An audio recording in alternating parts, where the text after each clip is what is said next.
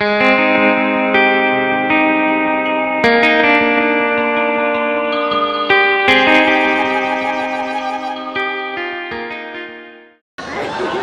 कहता हूं कि अपना आवारा सर झुकाने को तेरी दहलीज देख लेता हूं और फिर कुछ दिखाई दे कि न दे, काम की चीज देख लेता हूं और फिर कुछ दिखाई दे कि न दे, और फिर कुछ दिखाई दे कि न दे, काम की चीज देख लेता। तेरी परछाई मेरे घर से नहीं जाती है, तू कहीं हो मेरे अंदर से नहीं जाती। तेरी परछाई मेरे घर से नहीं जाती, अब तू कहीं हो मेरे अंदर से नहीं जाती है। आसमां, मैंने तुझे सर पे उठा रखा है। आसमां, मैंने तुझे सर पे उठा रखा है। ये है तोहमत जो मेरे सर से नहीं जाती है। जिंदगी को साज, जिंदगी को साज, सांसों को नई धुन कह दिया।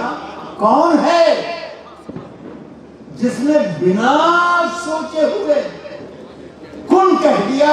साहब, उसने इतना भी नहीं सोचा कि ना बीना हूं मैं, तीर मेरे हाथ में था तो मुझको अर्जुन कह दिया।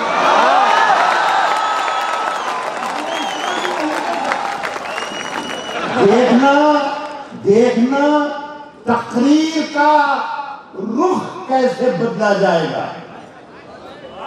खून में लथपथ हुआ मौसम तो फागुन कह दिया।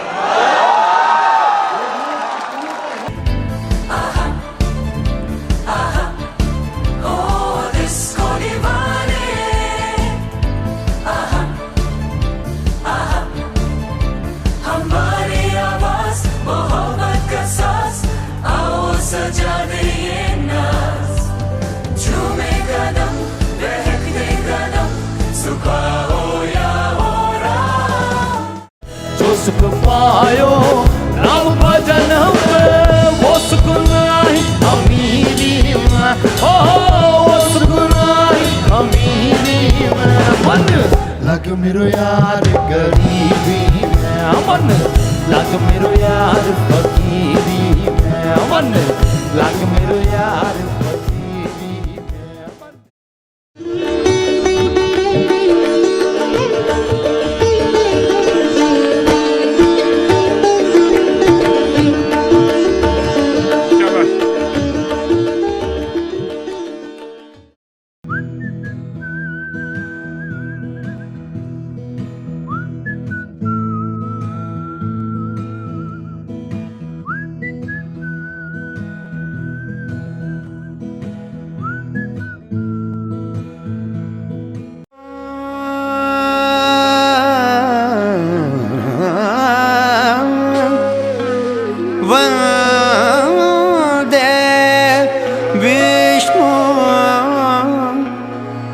भवभयहरं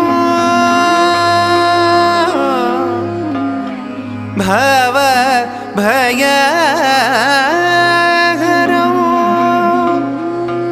भवभयहरं।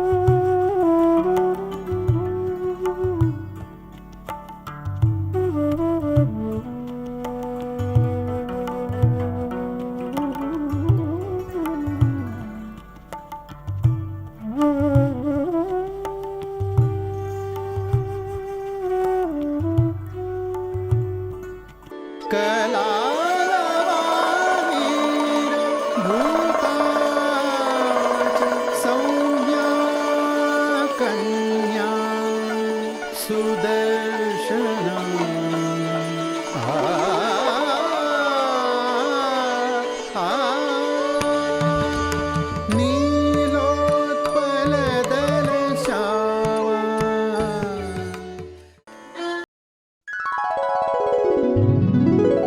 An opinion, they stood up for what is true. It was not what it is now. And so I consider myself very, very lucky to have been a writer in those times. Yeah, so that was the beginning of my journey. You know, Neelkamal ji, you yourself are a writer, and so you know what it takes to actually write. And a lot of people ask me, what does it take to be a writer? I said, well, the first step is to start writing. It is not true. I'm telling you, among the most intelligent questions at my events are usually from the youth. Because they're actually thinking and they are confident. Unlike their parents, unlike our generation, हमारा confidence थोड़ा सा बढ़ रहा है. Our parents' generation confidence was low, let's be honest, especially in front of a Gora. But today's youth, they are very confident. Yeah.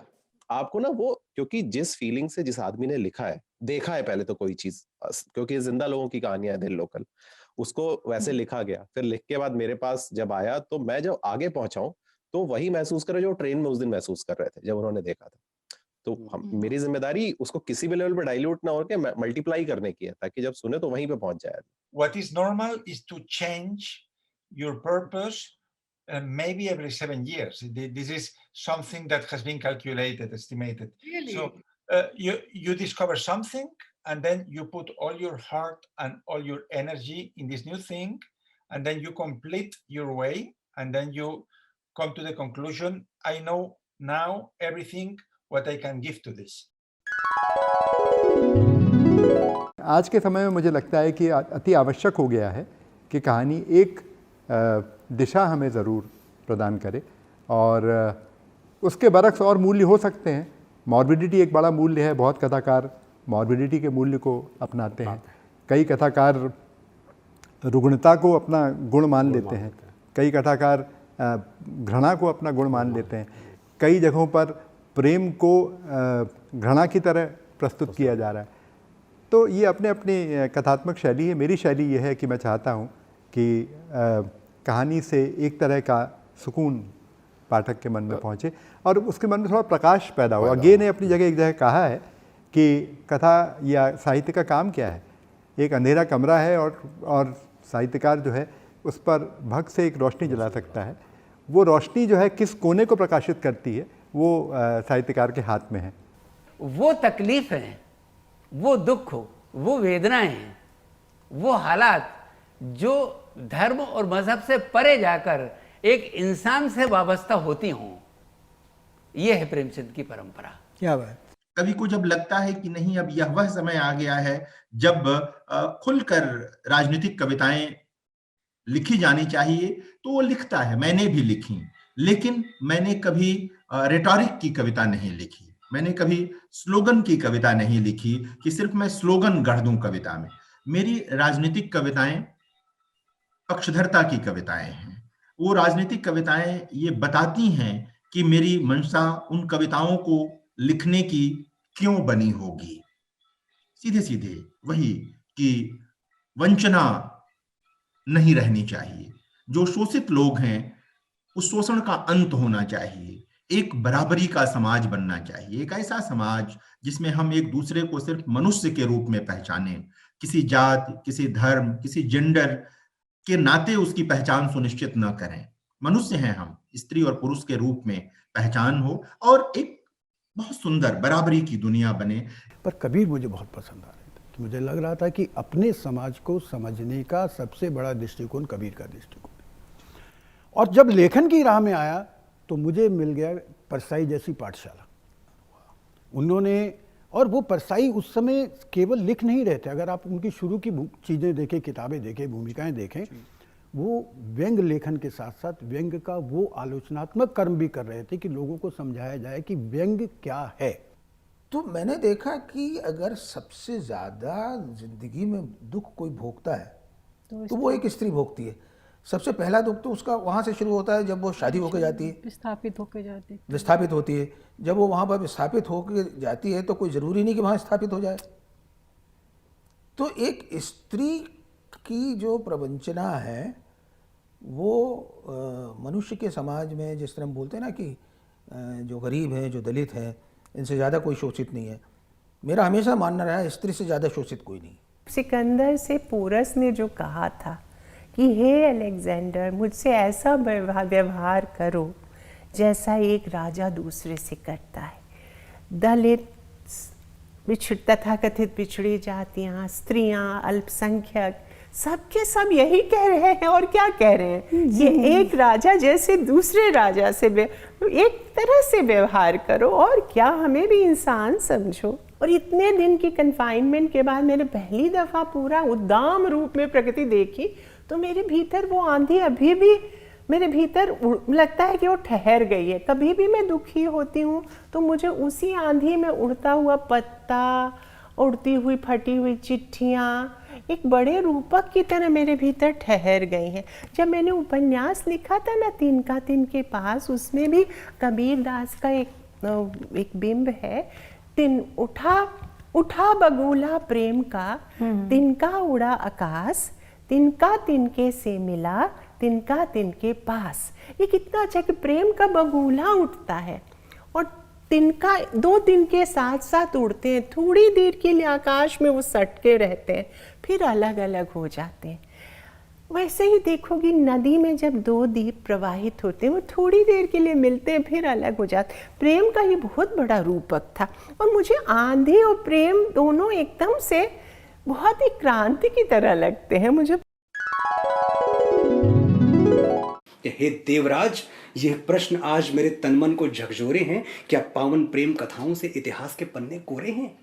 क्या सुन के शंकर का डमरू गौरी ने आंखें फेरी थी? क्या राधा के पग रुक पाए जब श्याम ने ताने छेड़ी थी? जब वही लाग मेरे मन में लगी, मेरा मान गया, मेरा मोल गया, मैं प्रेम सिंहासन पर बैठी तो राज सिंहासन डोल गया। जब प्रेम के आगे देवों ने भी अपने घुटने टेक दिए, क्यों आदर्शों के टुकड़े तुमने मेरे आगे फेंक दिए? मेरे बचपन में सर पे मेरे एक मोहब्बत भरा हाथ था, मिसल साये के जो था कड़ी धूप में, अंधेरों में जो हाथ थामे मेरा हर घड़ी साथ था। भाग जाए मेरी नींद जब खौफ से, अपने कमरे में तन्हा मुझे डर लगे। एक आवाज जिस पे यकीन था मुझे, मुझसे चुपके से कहती थी, डरना नहीं, देखो मैं पास हूँ। कैसा डरना नहीं, देखो मैं पास हूँ। कैसा लहजा था, लोरी के मानिंद आंखों में घुल जाता था और गौतम को निर्वाण मिल जाता था। आज जब मैं परेशान हूँ, कितनी रातों का जागा हुआ, मेरी आंखें भी पथराई हैं, जिस्म भी दर्द से चूर है, जहन सोचों से माजूर है, दिल ज्यादा ही रंजूर है और वो हाथ मुझसे बहुत दूर है। आज जब मैं परेशान हूँ, कितनी रातों का जागा हुआ, मेरी आंखें भी पथराई हैं, जिस्म भी दर्द से चूर है, जहन सोचों से माजूर है, दिल ज्यादा ही रंजूर है और वो हाथ मुझसे बहुत दूर है। मुंतजिर हूँ मेरे माथे पे फिर से कोई एक हथेली धरे और धीमे से लहजे में मुझसे कहे, ऐसे घबराओ मत, देखो मैं पास हूँ। इंसान जो है ये सिर्फ 10वीं 11वीं कक्षा में है, बाकी सब लोग उम्र में डबल हैं इनसे तकरीबन। और मैं मतलब हाइट में, ओवरऑल एक्सपीरियंस में, स्टेज के एक्सपीरियंस में डबल हैं और ये इंसान उनसे बेहतर बोल रहा है। कि इतनी पिक्चर परफेक्ट मेमोरीज है मेरे दिमाग में टीना उस दिन की। विश्वरंग में जितने भी लोग मुझे इस समय देख रहे हैं, सुन रहे हैं, मैं आपको बताऊं तो उन्होंने ये सारी पंक्तियां खुद लिखी थी। क्योंकि जिंदगी के बारे में सीखने का एक बेहतर तरीका ये इमिटेशन है। जी। आज भी मैं अगर किसी अच्छे आदमी को मिलता हूँ, उसकी आवाज पसंद है, उसकी खूबियां पसंद है, तो मैं पहले ये कोशिश करता हूँ कि क्या मैं उस तरह की बातें कर सकता हूँ, उस तरह का चलना कर सकता हूँ।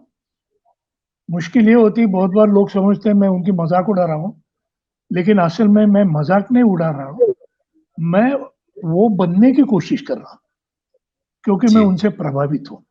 And I feel technically we have changed a lot from earlier decades.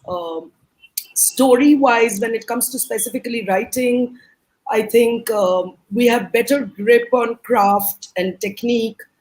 and a sharper focus on structure and stuff like that. Thematically, I can't say that our history lacks, interesting and complex stories. Whether in terms of characters, whether in terms of themes.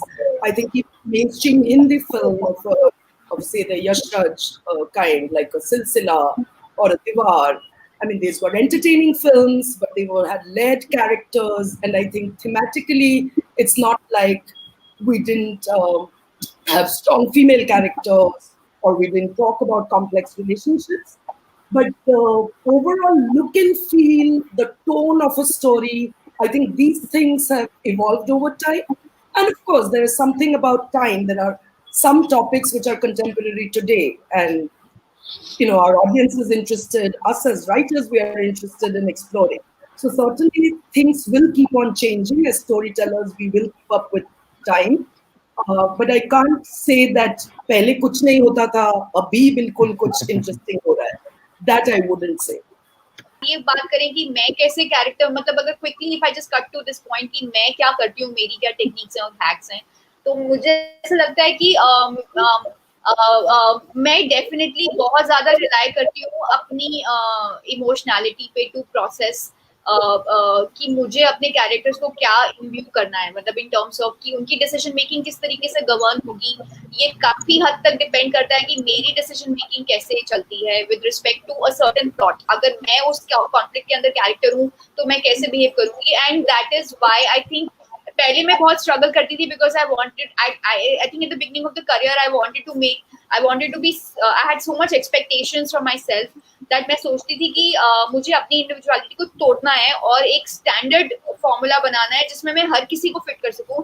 But over a period of time I gave up. I said I was like नहीं, मैं उतनी अच्छी writer शायद नहीं हो पाऊंगी. I think it is best to just try and understand my own self with each film. Like every film that I write, I try and actually get a little closer to my own self. कहानी सुनना हम सभी को बहुत पसंद है, और जब वो कहानी अभिनय के साथ, आवाज के उतार चढ़ाव के साथ प्रस्तुत होती है तो उसका मजा ही कुछ और है. दास्तान गोई इसी कला का नाम है. बातों ही बातों में दोस्तों 4 दिन निकल गए. पैसों का इंतजाम हुआ नहीं. अकड़ में बोल तो दिए थे गिन लेना, कहाँ से गिने. परेशान से लाला जी इधर उधर टहल रहे थे. मर्द की एक बात, ये फिक्रा उनके कानों में रह रहकर गूंज. वादा जो कर दिया था, प्रश्न था प्रतिष्ठा का, अपने ही घर में अपनी साख का. जैसे ही दूर निकला लोटा, गली में पड़े चोर का हल्ला मचा. लाला जी घबरा गए, ये क्या हुआ. उल्टे पांव सीढ़ियों से नीचे पहुंचे तो क्या देखते हैं, आंगन में मजमा लगा है, और उस मजमे में बीचों बीच सेंटर कैरेक्टर में मुख्य भूमिका में एक अंग्रेज महाशय.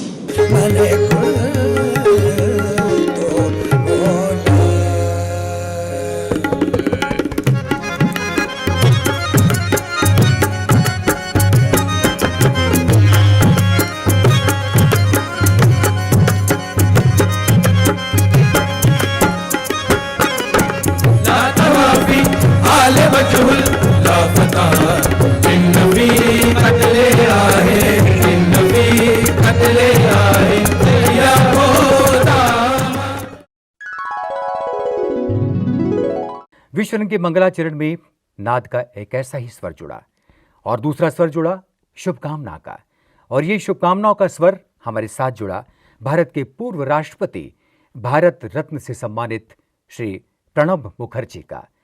प्रणब मुखर्जी हमारे बीच नहीं है, लेकिन अपनी आवाज़ के रूप में, अपनी शुभकामनाओं के रूप में आज भी हमारे विश्वरंग 2020 का संबल बने हैं. आइए सुनते हैं प्रणब मुखर्जी का ये संदेश.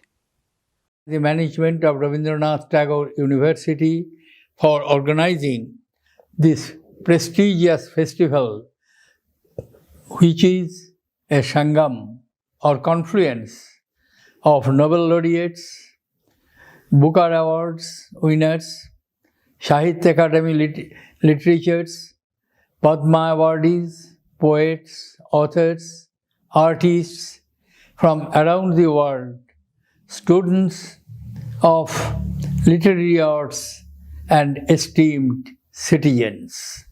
एक ऐसे ही पुरकशिश आवाज के रूप में हमारे साथ शामिल हुए पद्मश्री उमाकांत रमाकांत गुंदेचा। गुंदेचा बंधुओं के नाम से सारी दुनिया में मशहूर ध्रुपद की तान सारी दुनिया में छेड़ने वाले इन फनकारों ने विश्व रंग 2019 का मंगलाचरण किया।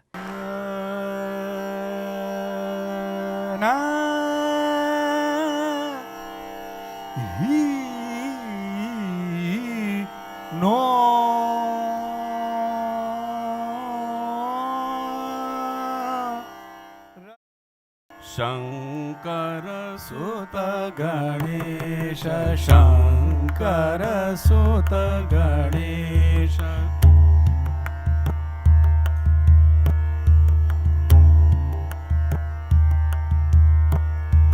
शंकर सुत गणेश, शंकर सुत गणेश, विघ्न विनाशन, विघ्न विनाशन। मुझे इस वक्त लगता है कि नई पीढ़ी को, नए जनरेशन को, पहले तो आप बैकस्टेज के नाम से नंबर 1 आप उनको शोषित मत कीजिए, शोषित मत कीजिए।